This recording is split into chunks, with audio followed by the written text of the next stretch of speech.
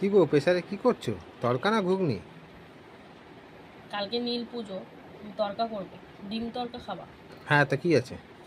ডিম খাওয়া যাবে না, পেঁয়াজ খাওয়া যাবে না। আমরা খাবো, তুমি তো নিরামিষ খাবে তড়কা। না, পেঁয়াজ ছাড়া ভালো লাগে না। আর ঘুগনিও হবে না, ওটাও পেঁয়াজ রসুন লাগে। তাহলে কি বসিয়েছো প্রেসারে? ছোলার ডাল ও বাবা, ছোলার ভিজিয়ে ডাল। রেখেছিলাম।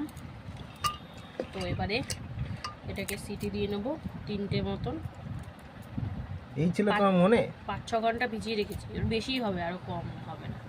তো এবারে সিটি দিয়ে তো রাতে রুটি দিয়ে আবার কী লাগে, অত খেঁচাম করো কেন তুমি? আচ্ছা, রুটি দিয়ে ছোলার ডাল দিয়ে খাওয়া হবে। তো দেখো খুব সুন্দর ভিজে উঠেছে ছোলার ডালটা। আবার মেয়ের জন্য একটা আলু ভাতে দিতে হবে, কারণ ও খেতে পারবে না নালে, তাই ওর